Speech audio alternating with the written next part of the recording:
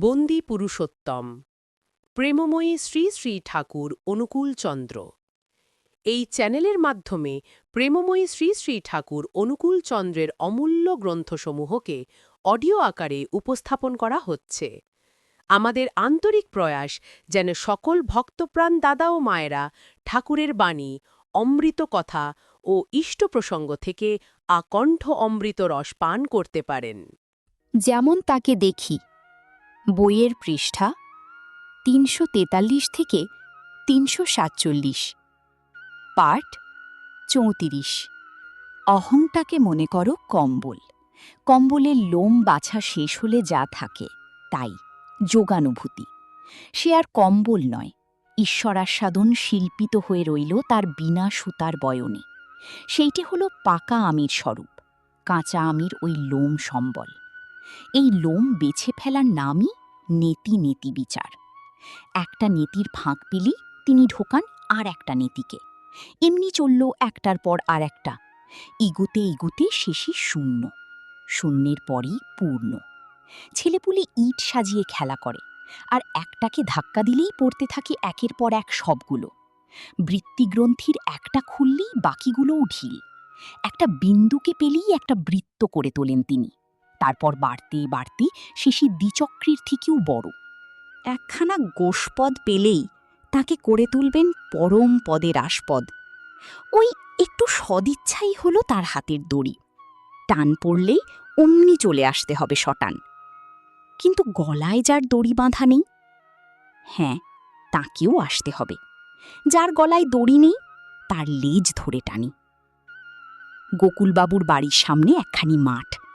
মাঠের ভিতর দিয়ে গোকুলবাবুর সঙ্গে যাচ্ছেন একদিন ঠাকুর। চলতে চলতে হঠাৎ বললেন, আচ্ছা ডাক্তারবাবু, আমাকে কেমন মনে হয়? আপনি? গোকুলবাবু ভক্তি গদগদ হয়ে বললেন, আপনি হলেন মূর্তিমান দয়া, অহেতুক করুণা স্বরূপ। আপনি কুসুমের চেয়েও কোমল। বজ্রাদপি কঠোরানি, পট করে পাল্টা দিলেন ঠাকুর। সোজা এলে তার গালি চুমো খাই, আর না এলে কিন্তু তার লেজ ধরে টানি। তাতে তার গায়ে ছড়ে যাক আর হাত পাই ভাঙুক। বিধি সবাইকে টানবেই, ছাড়বে না। তবে সোজা আসতে সুখ, উল্টো আসতে কষ্ট। যে সরল সেই সোজা, সোজা রাস্তাতেই গাড়ি চালিয়ে আরাম। সোজা মানুষই ঈশ্বরের সহজ অনুবেদ্য। সত্যতত্ত্বর ভিতরে সেই সোজামিটাকে দেখতে পেয়েছেন ঠাকুর।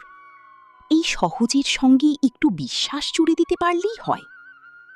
সবচেয়ে যাদের সরল বিশ্বাস, সহজ ভক্তি, তাদের আর বিপদ নেই। তারা একদিন যাবেই। তারা হলো কচ্ছপ। জ্ঞানী খরগোশদের আগেই পৌঁছতে পারে। জ্ঞানের অহংকার হলেই ঘুমিয়ে পড়ে। জানা দুর্দান্ত কীর্তন আরম্ভ হল সত্যদত্তের বাড়িতে। বাড়ির সামনেই খানিকটা আঙিনা, আঙিনার পরেই রাস্তা। কীর্তন হচ্ছে সেই আঙিনায়। কীর্তনানন্দে নাচতে নাচতে ভুলুণ্ঠিতে হচ্ছে ভক্তরা। এ হচ্ছে বিনিঃশেষ নিবেদন। হরি সংকীর্তনে নিবেদিত মন হয়েছে সবাই। কারু বাহ্য নেই, হুঁশ নেই। এখানে জ্ঞান গরমের গ্রন্থি নেই, মানের নামে কানাকড়িটিও হাতে নেই। কীর্তন দেখতে লোক জমে গিয়েছে আঙিনার চারদিকে। সামনের রাস্তায় পর্যন্ত দর্শক স্রোতের ভিড়। আগে পদকীর্তন, পদ শেষ হলেই তারক ব্রহ্ম নাম। নামের নাদে কাঁপতে থাকে দশদিক। সঙ্গী ১০-১২ জোড়া করতাল, ৮-১০খানা খোল, ৫-৬টা বিরাট বিরাট জয়ঢাক। কীর্তনানন্দে বেসামাল হয়ে ঢলে পড়ছে এক একজন মাটিতে। অমনি তাকে ধরাধরি করে শুইয়ে দিচ্ছে এনে রোয়াকের উপরে। এ তো শুধু কীর্তনই নয়, এর সঙ্গে চলেছে উদ্দণ্ড নৃত্য, তাণ্ডবের শীর্ষমাত্রা। ভদ্রপল্লীতে এসব আবার কি আরম্ভ হলো রে? তাও আবার রাস্তার ধারে? মাথা খারাপ হলো নাকি ডাক্তারের? আমলাপাড়া তখন বিশিষ্ট ভদ্রলোকদের পাড়া। হাকিম, পেশকার, আমলাদের বাসা এই পাড়ায়। সরকারি চাকরি করতে এসে যারা বাড়ি করেছে তারা প্রায় সবাই বাড়ি করেছে এই পাড়ায়। জায়গাটা নদীর ধারে, অথচ উঁচু, বিশেষ স্বাস্থ্যপ্রদ বলে নাম আছে। তখনকার দিনে হাওয়া বদল করবার জন্যে লোক আসত কুষ্টিয়ায়। এখানে মন্দির নেই, মেলা বসে না, তবু বড় বড় ধর্মশালা রয়েছে গোটা কয়েক। যেমন ছিল এর জল হাওয়া, তেমনই ছিল এর প্রাকৃতিক প্রসাদ। রবীন্দ্রনাথের ঘন ঘন যাতায়াত তখন কুষ্টিয়ায়, কখনো শহরের বাড়িতে, কখনো গ্রামের কাছারি বাড়িতে, অর্থাৎ শিলাইদহে। বাজারের ঘাটে গড়াই পেরুলেই শিলাইদহ। শিলাইদহের এপাশে গড়াই, ওপাশে পদ্মা। প্রমত্তা পদ্মার এপারে বিশ্বগুরুর জীবন জয়সত্র।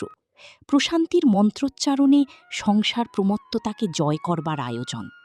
যেন নদীর পাড়ে তরি নিয়ে পারগামীদের উদ্দেশ্যে বসে আছেন ঠাকুর। এসো, এসো, তরঙ্গের ওই ক্রূর রসনা দেখে ভয় নেই। কম্বকণ্ঠের অভয় বচন ছড়িয়ে পড়ছে দিকবিদিকে। আমলাপাড়ায় তখন ব্রাহ্ম সমাজের নিজের বাড়ি।